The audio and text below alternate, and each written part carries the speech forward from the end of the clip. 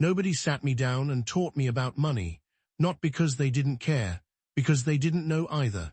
And that gap between what wealthy families teach their kids and what the rest of us never hear costs people decades of their financial lives.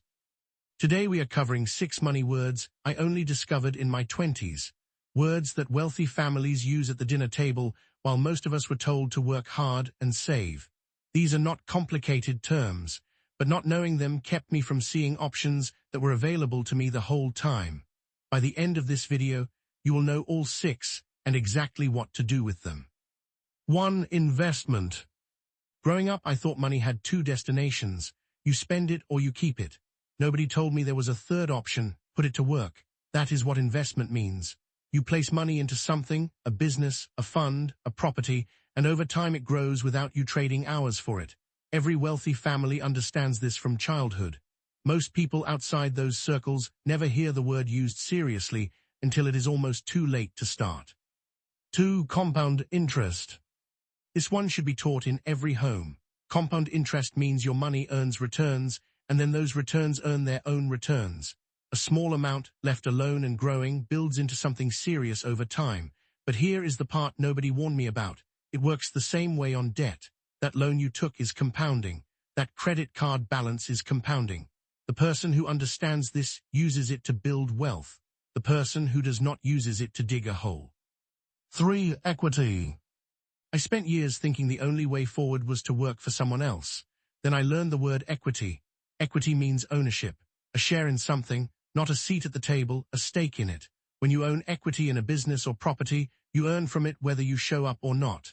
This is why some people work 20 years and retire wealthy, and others work 40 years and retire with nothing. One group worked for money, the other made money work for them. 4. Cash flow. Growing up, we celebrated big salaries. Nobody asked where the money was going afterward. Cash flow is not about how much you earn. It is about the direction money moves in your life. Is money coming in from things you own, or is it constantly leaving to cover things you owe? A high salary with high expenses leaves you with nothing. A modest income with smart cash flow management builds wealth steadily. Wealthy households manage flow. Most others manage expenses. 5. Asset. This word changed how I see everything I own. An asset is something that puts money into your pocket, not something you paid a lot for, not something that looks impressive, something that generates income or grows in value over time. Most things people proudly call assets, cars, furniture, certain purchases, are actually liabilities. A liability takes money out of your pocket. If it does not pay you, it costs you. Knowing the difference between the two is one of the most important financial skills you will ever develop. 6. Net worth. This is the real number, not your salary, not your job title, not the neighborhood you live in. Net worth is everything you own minus everything you owe. It is your actual financial score. I was in my 20s before I knew this number existed, let alone that I was supposed to be growing it every year. Calculate yours today. Write it down. Then ask yourself one question: what am I doing each month to move that number forward? The people who raised us were not bad people. They were limited people. They passed on what they knew, and what they knew was how to survive. You are hearing this today, which means the cycle stops with you. Subscribe to Finance Foresight.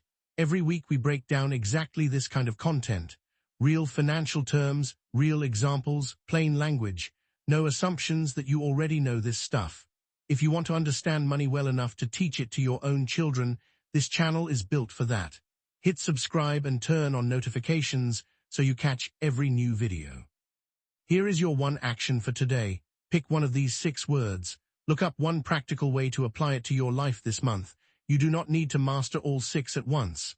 Learn one, apply one, then move to the next. The difference between the financially free and the financially stuck is not intelligence or hard work. It is information. You now have 6 pieces of it. Use them.